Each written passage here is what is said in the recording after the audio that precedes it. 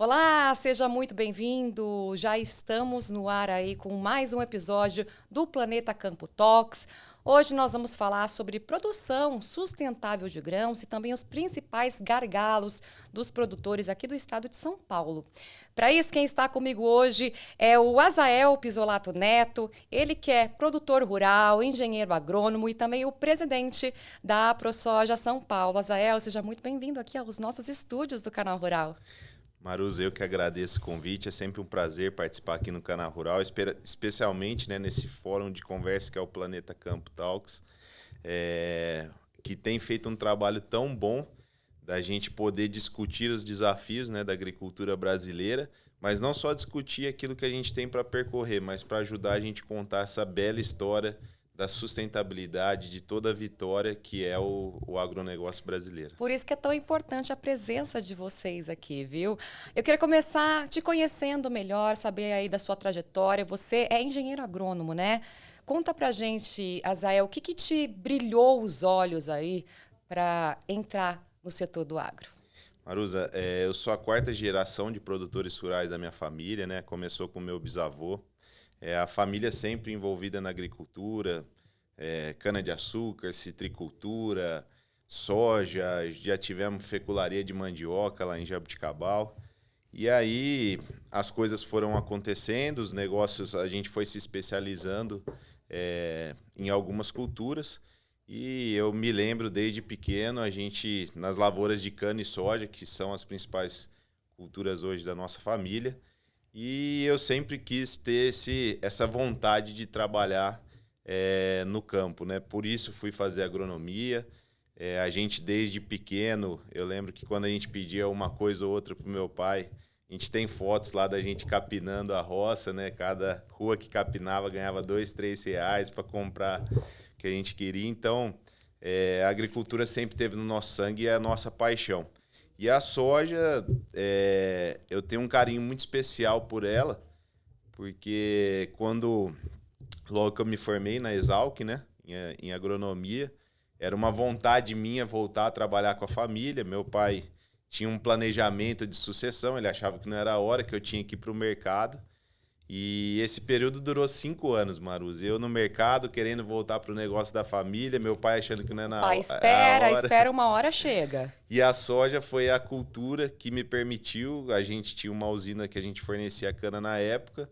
Eu fui até a usina, falei, vocês não podem me arrumar já que meu pai não quer que eu trabalhe na empresa da família, eu vou montar minha própria empresa e começar a plantar soja em reformas de canaviais. E assim começou a minha trajetória dentro da cultura da soja, Mas né? aí você criou a própria empresa? Eu criei a própria empresa com mais 2 amigos Que também se formaram que, juntos? que também, não na mesma faculdade, mas Aham. amigos de infância que também formados em agronomia. E foi assim que a soja tem um protagonismo muito especial na minha história no Aí agronegócio. quando é que seu pai te autorizou e falou, vem pra cá e vem cuidar aqui dessas lavouras de soja? E qual que é a região mesmo ali no interior? Em Jabuticabal, próximo Jabuticabal. a Ribeirão Preto. Uma região boa ali de soja e cana, Exato. justamente, né? Aí, na época, quando a gente tomou essa decisão, meu pai viu que não tinha como a gente voltar atrás. Ele falou, a única coisa é que vocês não vão fazer é dívida. Então, vocês vê o recurso que vocês têm para plantar.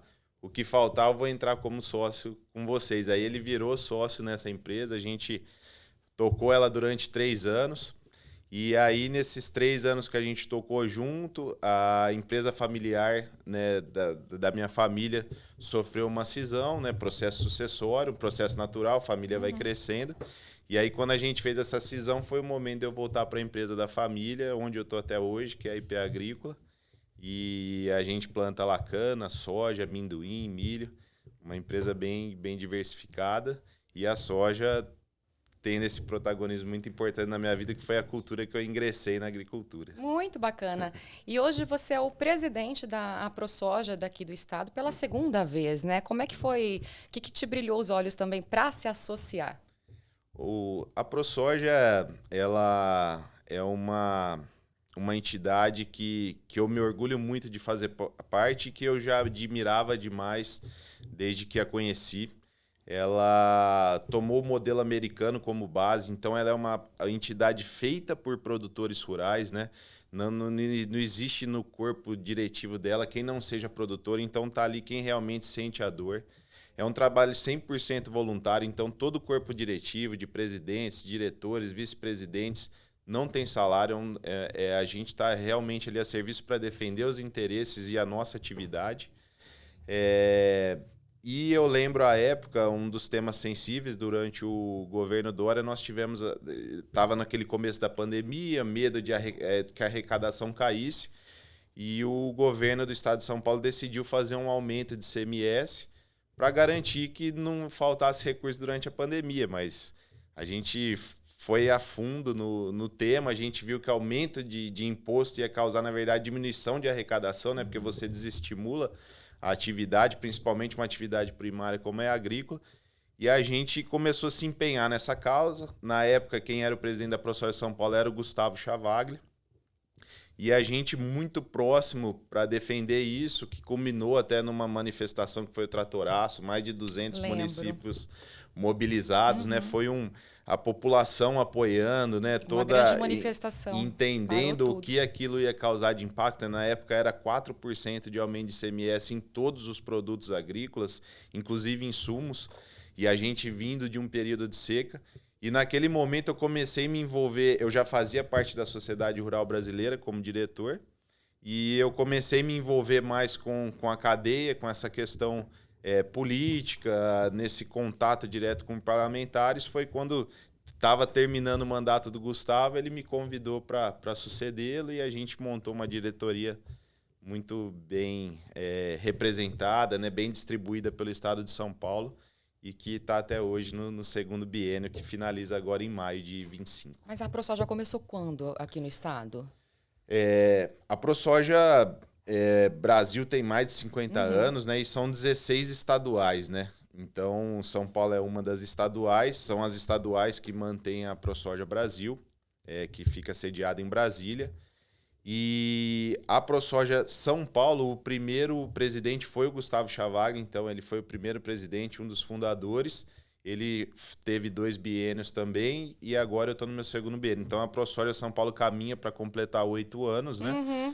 Mas fazendo parte de toda essa história da ProSoja Brasil, com suas 16 estaduais e mais de 50 anos de luta. No mês passado nós estivemos na abertura nacional da colheita da soja safra 24/25, ali no Mato Grosso, né? E a associação estava justamente, Azael, comemorando 20 anos, 2 décadas já. Então foi uma das primeiras, acredito, ali em Mato Grosso, né? Com certeza.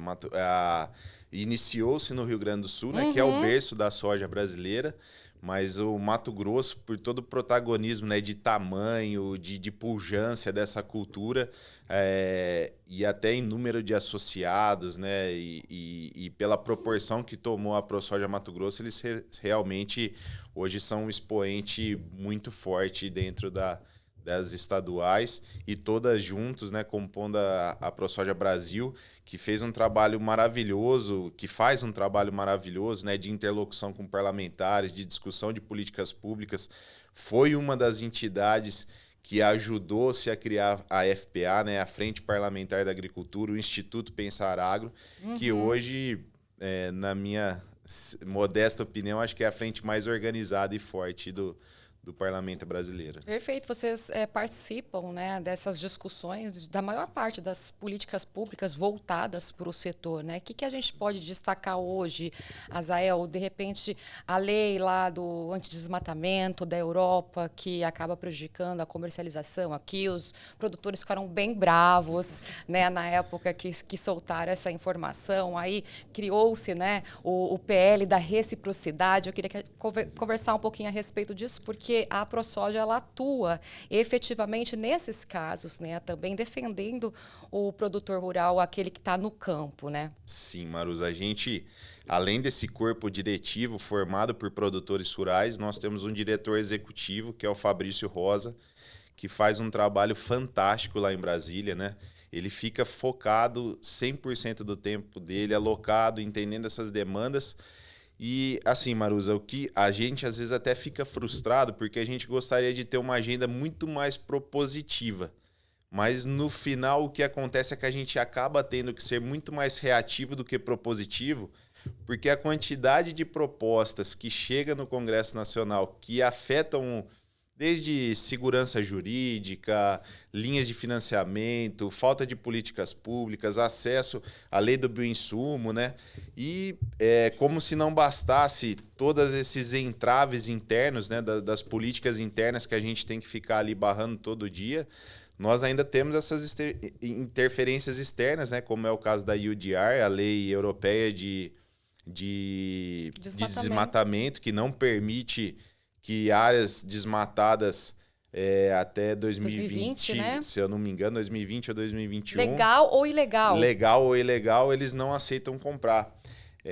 A gente é muito liberal, né? Eu acho que a maioria dos produtores de soja defendem o liberalismo econômico. A gente acredita que cada um tem o direito de comprar a soja que quer. Então, se a pessoa deseja comprar uma soja que não foi desmatada antes de 2020, a gente não tem problema nenhum com isso. E São Paulo está aqui, um estado que já tem uma agricultura consolidada há muito tempo e que vem crescendo as suas áreas de preservação, né? São Paulo é o contrário, ele precisa ter pelo Código Florestal, 20% da sua área preservada. A gente já superou esses 20 ano a ano, essas áreas vêm sendo recompostas. Então, se eles desejam soja dessas áreas, São Paulo está aqui para atendê-los. Mas o que a gente não pode aceitar é que nossos amigos, irmãos produtores dessas fronteiras agrícolas, né, que são verdadeiros heróis brasileiros, né, que desbravaram, que geraram tanto emprego, divisa, né, a gente é testemunha da transformação que acontece nessas regiões quando a agricultura brasileira atinge essas fronteiras, né, em questões de infraestrutura, de desenvolvimento, de aumento de IDH. Quando a soja chegou no Cerrado. E transformou áreas que eram improdutivas, né? Existia aquele ditado que cerrado nem dado e nem herdado, né? Ninguém queria saber. E a Embrapa, com toda a sua estrutura, né? O Alisson Paulinelli, na época, fez um trabalho maravilhoso de mandar cientistas para o mundo inteiro, ver o que servia para o Brasil, tropicalizar essa tecnologia, e hoje o Brasil virou essa potência de mais de 300 milhões de toneladas de grãos por ano, crescendo a ritmo chinês, né, a produção. E então a gente, inclusive a ProSoja São Paulo, a ProSoja Brasil está liderando um projeto que se chama Soja Legal, que é exatamente uma certificação para que garanta a gente. Meu avô tinha um ditado que era o seguinte: não basta ser honesto, precisa parecer honesto, né? Transparência é tudo na vida. E a gente adaptou, não basta ser sustentável, é preciso parecer sustentável. Então, pensando nesse sentido, é que a ProSoja Brasil criou-se o Soja Legal. São mais de 1.200 produtores já cadastrados, mais de 4.200.000 de fazendas certificadas no projeto. E o que é? Nada mais é do que contar essa história da sustentabilidade da soja brasileira, né? Mostrar que a gente está cumprindo as legislações ambientais, legais, que o nosso Código Florestal precisa ser obedecido, né? E nós temos a soberania. Então, a gente não é contra quem não deseja comprar soja de desmatamento. Nós estamos aqui e se eles desejam isso, o Brasil é o único país capaz de atender essa demanda. Mas o que a gente não pode aceitar são que regiões de fronteiras agrícolas, regiões com potencial agrícola, sejam ceifados do desenvolvimento por uma pressão externa. Sejam prejudicadas, né? Então, assim, o comércio, você pode escolher comprar ou não da gente. Exatamente. Tudo bem, mas aí você está prejudicando aquela região. São Paulo, como você falou então, não tem essa preocupação. São Paulo não tem essa preocupação. Nós somos um estado de área agricultável consolidada, mas, né? Como a gente sabe, o produtor paulista, o paranaense, o Rio Grande do Sul, eles são desbravadores. Produtores paulistas normalmente sobem para essas regiões de fronteira em busca de novas oportunidades, de expansão, de maior competitividade, e o mundo demanda alimento, né? Eu acho que hoje a gente vê aí o governo, a população preocupada com inflação, com custo de alimento, né? E o Roberto Rodrigues soltou um artigo muito interessante esse ano, que o único jeito de combater problema de inflação em alimentos, não é diminuindo imposto de importação, não é, é promover a produção, é só produzindo mais alimentos para que ele... E é isso que o produtor brasileiro está fazendo. Aí, se né? você falou soja legal, Soja legal. que é o programa. Então você mostra que a soja é sustentável, é para mostrar né? Não adianta só produzir, tem que mostrar também. De que forma que vocês têm mostrado? A gente tem um relatório que sai de soja legal que comprova, são certificados que comprovam que aquela soja foi produzida obedecendo leis trabalhistas, leis ambientais, as técnicas que eles utilizaram no cultivo. E isso vem em soma com muitos outros programas. Por exemplo, o programa Pro Carbono da Bayer, a certificação de soja baixo carbono da Embrapa. Eu acho que é uma certificação interessantíssima que vem realmente para somar.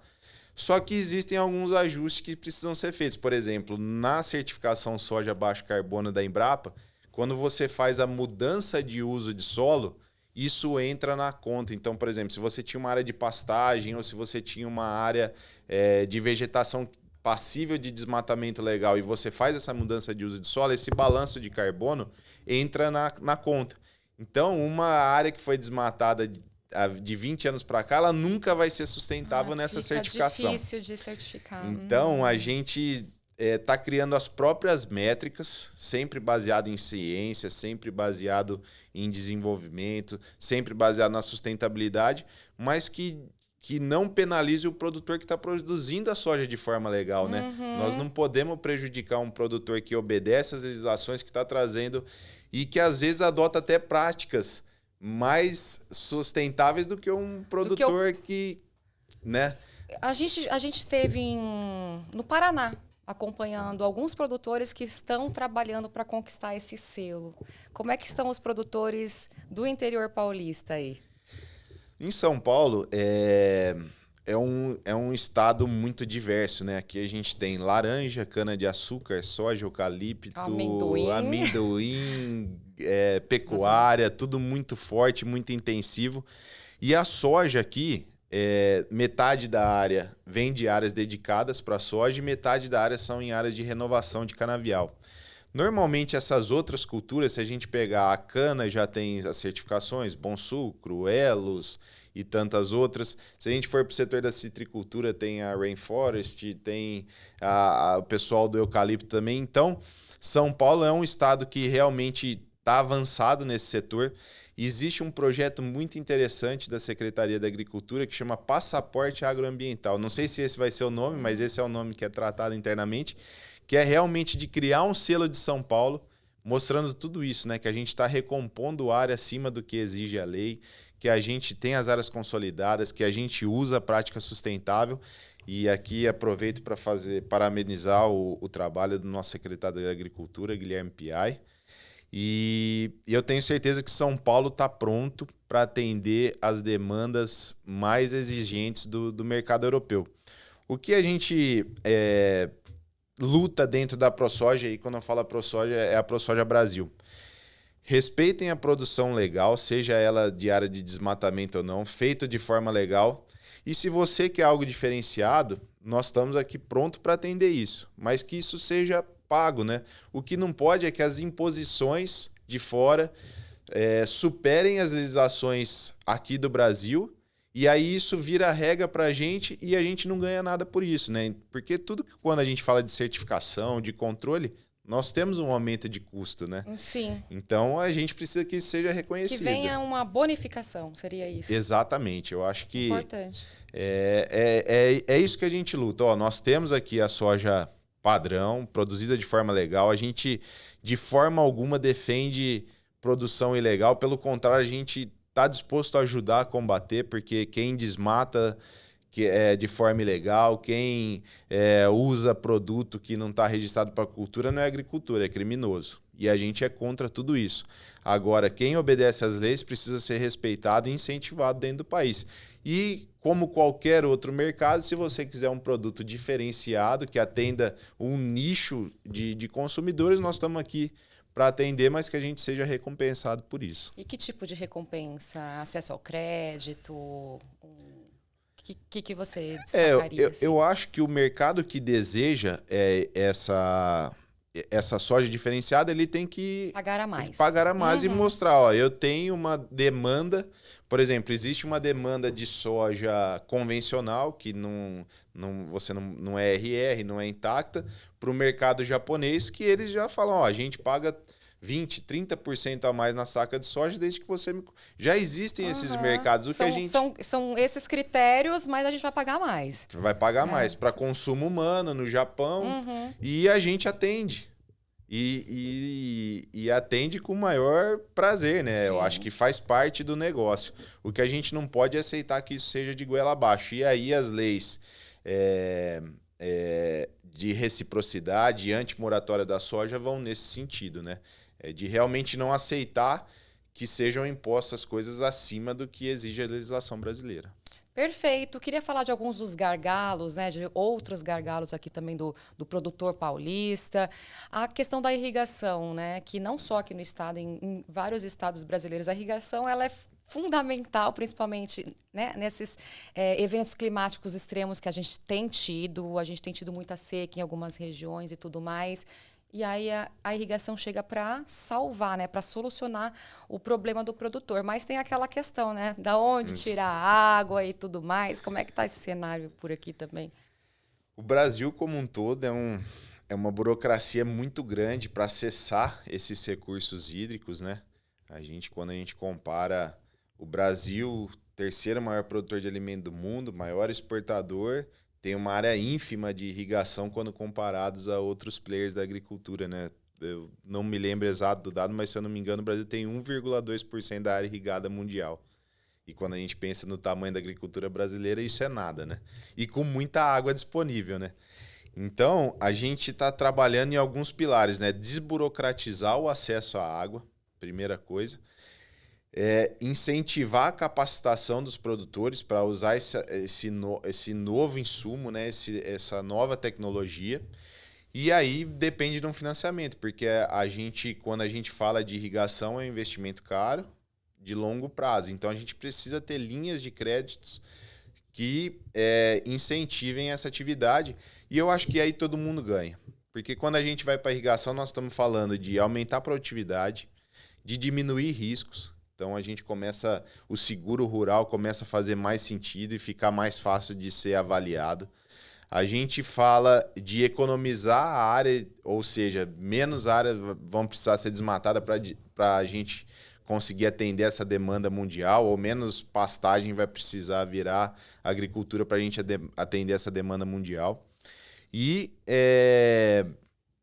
o produtor tem a segurança de fazer o investimento, né? Então, ao invés dele simplesmente expandir horizontalmente, nós estamos falando de verticalizar essa produção, né? Nós vamos produzir mais na mesma área. Eu acho que esse é um tema fundamental que a gente precisa trabalhar e, mais uma vez, o governo do estado de São Paulo está fazendo um trabalho muito forte, oferecendo linhas de crédito específicas para irrigação, vai incentivar a parceria com cooperativas.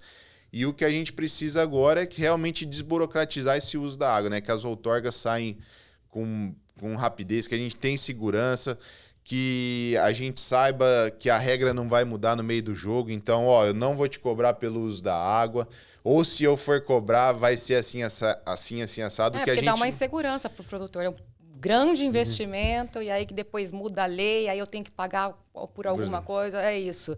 E a gente vem conversando com os produtores, é justamente isso, desburocratizar. É super difícil. Eles têm a água, né? Eles têm a água, mas não têm acesso à água. Então, a expectativa é então que esse cenário melhore aí com essas verbas, esse incentivo aí do governo do estado, é isso? Com certeza. E o estado de São Paulo tem uma bacia muito grande, né? 2 rios importantíssimos, Rio Grande e Rio Paraná, que está aqui disponível, né? Com água abundante. E o mais interessante, as regiões que estão esses rios são as de maior déficit hídrico, né? Porque normalmente são regiões mais baixas, com alta evapotranspiração, e que vai trazer um ganho gigantesco para o estado. Então, eu estou bem confiante nesse tema. É um tema de longo prazo, não adianta um governo fazer isso e depois não ter continuidade. O que a gente precisa é isso, é estabilidade e previsibilidade. O resto, o produtor está pronto para para adotar as práticas. E aí o produtor está lá, ele aumenta a área ou ele produz muito numa mesma área, e aí a produção aumenta, e aí não tem onde armazenar esse grão, a logística, e aí ele tem que vender ao preço que está ali no mercado, não dá para escolher o preço. Como que está essa situação também aí de armazenagem, silos por aqui no estado? Eu acho que nós tocamos nos 3 principais desafios da agricultura brasileira, não é só a agricultura paulista, né? Que é o seguro rural, irrigação e a armazenagem, eu acho que está em primeiro lugar. Uhum. Que nem se a gente pegar o ano passado, um ano extremamente seco, nós não vimos filas nos armazéns, tinha caminhão sobrando, acho que todo mundo esqueceu que tinha que investir em silo. Na safra seguinte, né, nós estamos menos de um ano do que aconteceu o problema, tá todo mundo desesperado onde nós vamos colocar toda essa soja, né? Nós saímos de uma safra a safra passada foi bastante conturbada, ainda ninguém crava um número, né? Mas o que a gente 144 sabe... milhões, segundo a Conab, mas também os produtores desconfiam desse tem gente que fala de 150, 140, mas o que acontece é que foi uma quebra. Uma quebra gigantesca e que aliviou todo esse gargalo logístico do ano passado, né? O ano passado a gente não viu milho sendo estocado a céu aberto, não viu aquelas filas de caminhões. Esse ano, ao contrário, né? As chuvas ajudaram. A safra nem começou, já a gente vê as notícias lá de Rondonópolis, o terminal da Rumo, com filas de 3, 4 dias, e nós nem começamos a safra, né? Estamos só na parte inicial. Então é um tema extremamente importante, Maruza, que o produtor... eu tenho discutido muito isso, inclusive nas entidades, na nossa empresa mesmo. A análise de viabilidade técnica, de viabilidade econômica de um armazém é muito difícil da gente mensurar. Porque se a gente pegar só o custo da prestação de serviço, quanto a cooperativa me cobra para que eu entregue lá, ela beneficie e armazene. Se a gente levar em consideração só isso, a gente nunca vai construir silo, porque a conta é realmente apertada, o investimento é muito alto, ele fala, se eu conseguir aumentar um pouquinho a minha área aqui, o retorno é maior.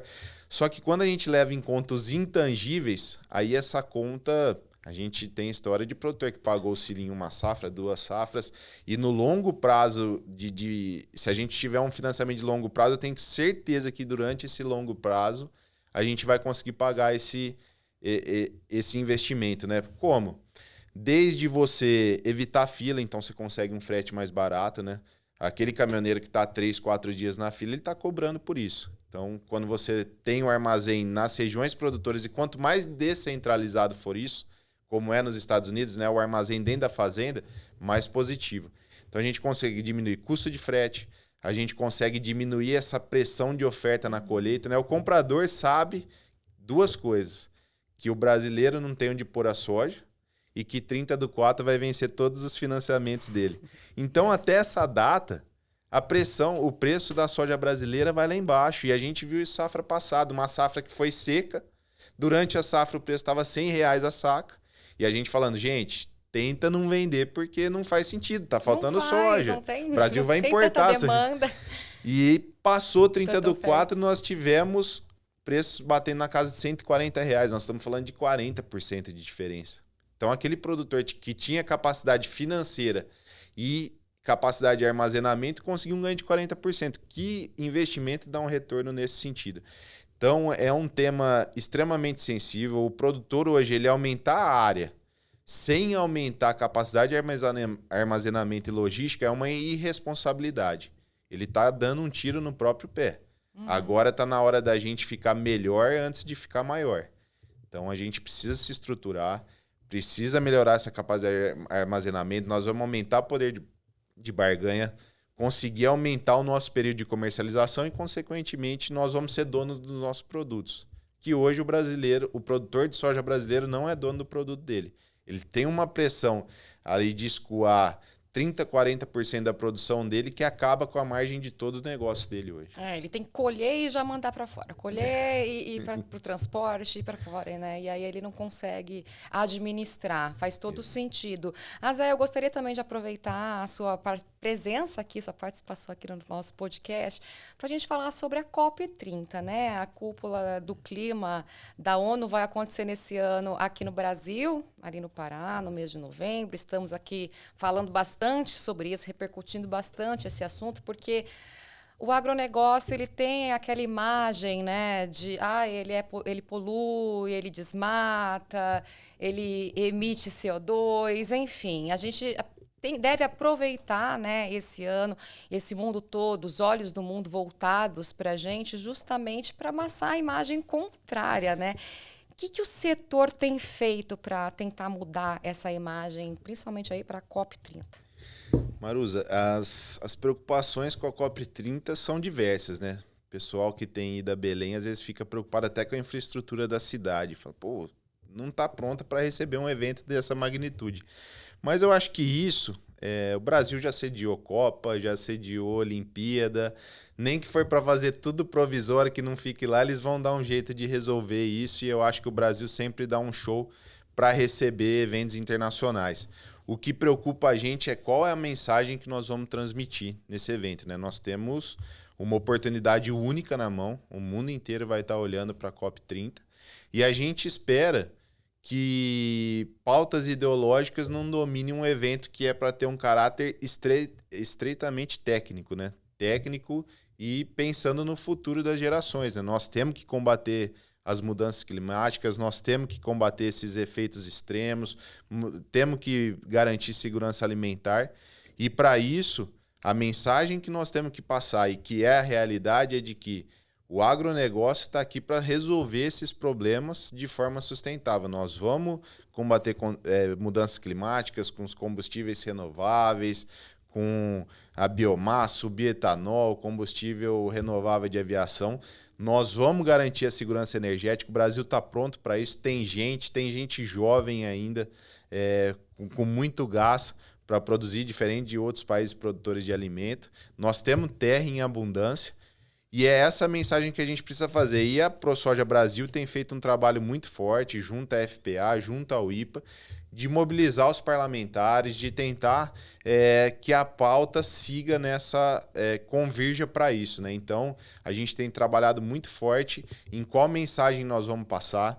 Eu acho que também fica aqui um convite para todos os estrangeiros que vier para a COP, né? O secretário de Estado de São Paulo, o governo, falou que tem ideia também de fazer uma COP, não paralela, mas trazer parte dessas pessoas que vêm a Belém, mas que vêm a São Paulo ver o que nós estamos fazendo aqui também, ver na prática. Também, né? Já vai conhecer a Amazônia, como a Amazônia também é sustentável. Exato. E a gente tem o convite para passar lá, aqui né? também. Ver o tanto ver que aquelas imagens de incêndio, eu acho que o ano também, se as chuvas ajudarem, vai estar uma situação mais tranquila também, com relação a incêndios, né? Que a gente sabe que, dependendo da condição climática, isso pode piorar ou não. Mas eu acho que o Brasil tem tudo para passar essa imagem do país que preserva 2/3 do seu território, que produz de forma sustentável, que lidera o desenvolvimento de produtos biológicos para a produção. Eu acho que o agro tem que ter espaço ali na COP. Você sabe que eu conversei com outras pessoas, por exemplo, tem empresas privadas que estão com medo de ir para lá, empresas de defensivos e tudo mais, então, eu estou com medo de ser atacado. Ao mesmo tempo, é minha chance de mostrar que eu não estou poluindo, que eu não estou atrapalhando, que eu estou ajudando, enfim, na produção, né, na segurança alimentar e tudo mais. Então, também fica nessa dúvida. Será que o agro vai ser bem recebido ali? A gente espera que sim, né? É para isso que a gente trabalha, Maruza. Eu acho que é um trabalho incansável. Eu acho que nós temos uma frente parlamentar forte para garantir isso, né? Eu compartilho desse receio das empresas. A ProSoja Brasil, inclusive, foi alvo de vandalismo de ONGs há alguns anos.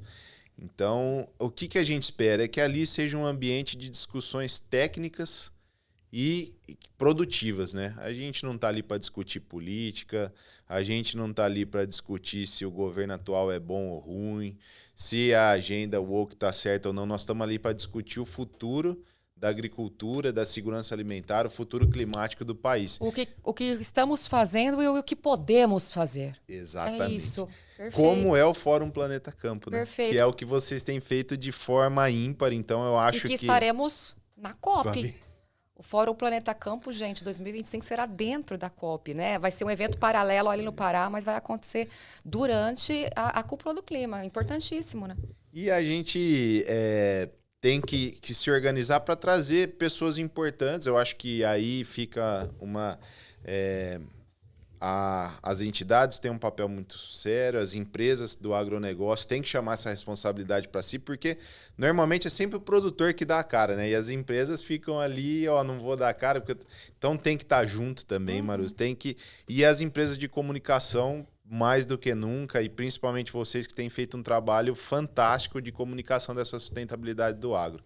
E o que a gente tem que fazer agora é criar essas pontes, né? Nós temos que pegar os nossos mercados-chave. Então, para quem que a gente exporta? É China, Europa, Índia com grande potencial, trazer o pessoal dos Estados Unidos, trazer a gente criar as agendas e convidar esse pessoal. Porque se a gente for ser passivo nesse momento, eu acho que a gente corre um grande risco de não ter espaço. Mas nós temos uma grande oportunidade de ser ativo, de chamar esse pessoal, de criar os nossos fóruns, de convidar para os nossos estados. E aí o mais difícil, que é vir para o Brasil, eles já vão vir. E daqui, para mostrar todo esse Brasilzão, todo esse agronegócio... Deixa com a gente, né, Azael? E a união faz a força. Muito obrigada, viu, pela sua entrevista. Foi muito bacana conversar com você. Suas considerações finais. Eu que agradeço, Maruza. Estou sempre à disposição do Canal Rural. Como eu falei, comunicação, eu falei 3 dos 3 principais desafios. Se tivesse que colocar um quarto aqui, seria comunicação. E vocês têm feito isso de forma ímpar. Meu mandato da ProSoja Brasil termina agora em maio de 25, então espero ter conseguido contribuir bastante para a entidade. Trouxemos a primeira abertura de plantio nacional para o estado de São Paulo, né, em parceria com o Canal Rural. Então a gente tem bastante história boa para contar e desejo que todos os produtores tenham uma boa safra, desejo boa sorte para a nova gestão da ProSoja São Paulo que vier. E eu vou continuar sempre sendo aí alguém defensor incondicional do agronegócio brasileiro. E conte com a gente, Azael. Muito obrigada, viu? Obrigado, Maruza.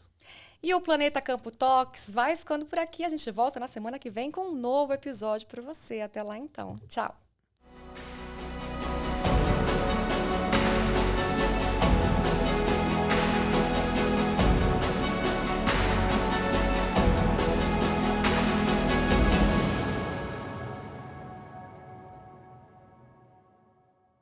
Planeta Campo Talks. Patrocínio JBS, alimentando o que alimenta o mundo. UPL, reimaginando a sustentabilidade. Apoio Campo Forte. Nosso forte é fazer você produzir mais. Infinity. SLC Agrícola.